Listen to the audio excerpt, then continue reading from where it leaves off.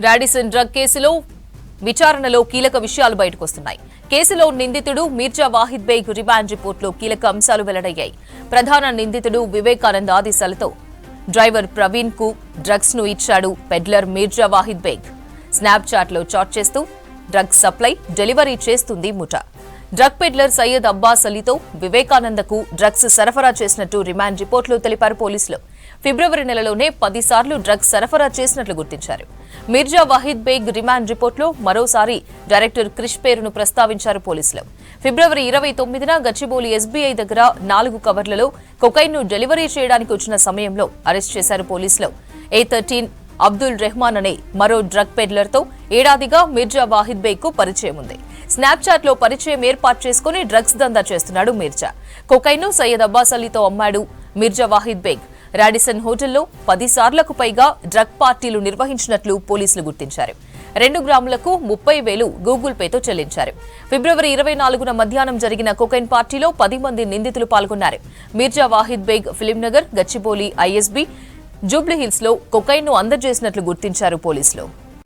Drugs case విచారణకు సంబంధించి మరిన్ని వివరాలు సదానందం లైవ్ లో అందిస్తారు. సదానందం, డ్రగ్ కేసులో విచారణ సంబంధించి అప్డేట్స్ ఏంటి? గచ్చిబౌలి పిఎస్ పరిధిలో ఉన్న రాడిసన్ బ్లూ హోటల్ డ్రగ్ కేసుకు సంబంధించిన కీలక విషయాలు ఒక్కొక్కటిగా బయటికి వస్తున్నాయి.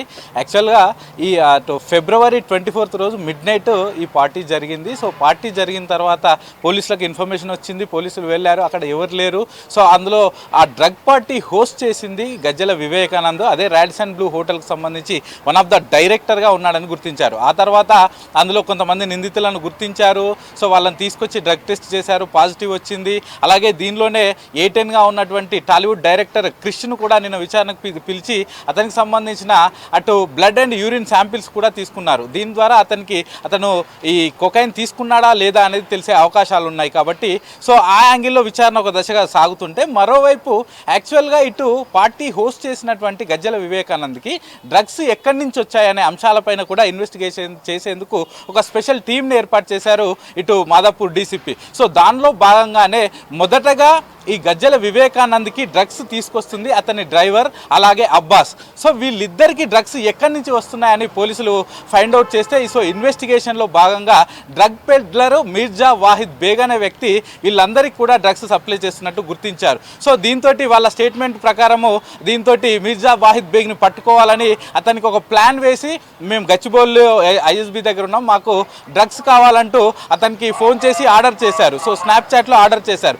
సో అతని ఆర్డర్ తీసుకున్న ఆ మీర్జా వాహిద్ బేగ్ అక్కడికి రాగానే పోలీసులు రెడ్ హ్యాండెడ్గా అతన్ని పట్టుకున్నారు. సో అతని దగ్గర నుంచి 4 గ్రాముల కొకైన్ కూడా పోలీసులు స్వాధీనం చేసుకున్నారు. సో అతన్ని అదుపులోకి తీసుకొని విచారించగా పూర్తి విషయాలన్నీ కూడా బయటపెట్టాడు. సో దీనిలో అతను చెప్పింది ఏంటంటే, లాస్ట్ 1 ఇయర్గా నేను ఇటు గజ్జల వివేకానంద్కి సంబంధించిన వాళ్ళ డ్రైవర్ ప్రవీణ్, అలాగే అబ్బాస్కి ఇద్దరికి 1 ఇయర్గా నేను కొకైన్ సప్లై చేస్తున్నాను. ఇందులో భాగంగా ఒక్కొక్క గ్రామ్కి 14,000 నుంచి 15,000 తీసుకుంటూ ఒక్కొక్క గ్రామ్కు రేట్ తీసుకుంటూ నేను లాస్ట్ 1 ఇయర్ నుంచి సప్లై చేస్తున్నట్టు మీర్జా వాహిద్ బేగ్ చెప్పాడు. ఇదే కాకుండా ఓన్లీ ఫిబ్రవరి నెలలోనే గజ్జల వివేకానంద్కి 10 times నేను కొకైన్ సప్లై చేసినట్టు కూడా అతని కన్ఫెషన్ స్టేట్మెంట్లో చెప్పాడు. సో ఇదే కాకుండా ఇంకా సిటీలో చాలా మందికి డ్రగ్స్ సప్లై చేస్తున్నట్టు చెప్పాడు. అతను యాక్చువల్గా అత్తాపూర్లోని ఒక రెస్టారెంట్లో ఇటు క్యాషియర్గా పనిచేస్తున్నాడు. అతనికి A13 ఈ కేసులో మరో వ్యక్తిని కూడా, మరో డ్రగ్ పెడ్లర్ని కూడా పెట్టారు, అబ్దుల్ రెహమాన్ అనే వ్యక్తి.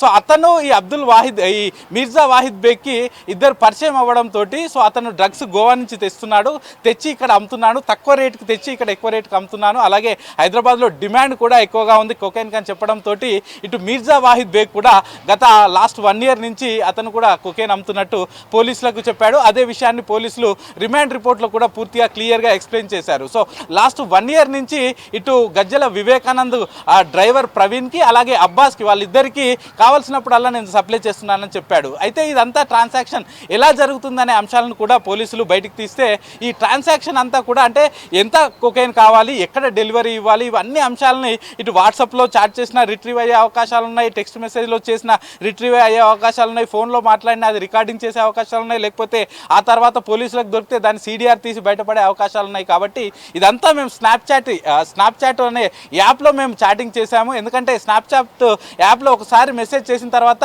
అక్కడ రిసీవర్ మెసేజ్ చూసుకున్న తర్వాత అది ఆటోమేటిక్గా మెసేజ్ వైపౌట్ అయిపోతుంది. కాబట్టి మేము ఏం చేసాం ఏంటిది అనేది పూర్తిగా తెలియకుండా ఉండడానికి స్నాప్చాట్ యాప్ను యూజ్ చేసుకొని ఎప్పుడైతే వీళ్ళకి కొకైన్ కావాలో దాన్ని నాకు స్నాప్చాట్ యాప్లో మెసేజ్ చేసేవాళ్ళు, దానికి నేను రిప్లై ఇస్తూ డైరెక్ట్గా వెళ్ళి లొకేషన్ చెప్తే అక్కడ నేను కొకైన్ డెలివరీ చేసేవాడిని అంటూ కూడా ఇటు మీర్జా వాహిద్ బేగ్ పోలీసులకు చెప్పడంతో ఇదంతా క్లియర్గా వాళ్ళు రిమాండ్ రిపోర్ట్లో దీన్ని అంతా క్లియర్గా ఎక్స్ప్లెయిన్ చేయడం జరిగింది. సో అతన్ని 29th రోజు అంటే మొన్న ఇతన్ని ఏటుగా ఈ కేసులో చేర్చి 29th రోజు అరెస్ట్ చేసి డైరెక్ట్గా కూకట్పల్లిలో కోర్టు ముందు ప్రొడ్యూస్ చేసి అతన్ని రిమాండ్ చేశారు. ప్రస్తుతానికి A13 కూడా వెతుకుతున్నారు.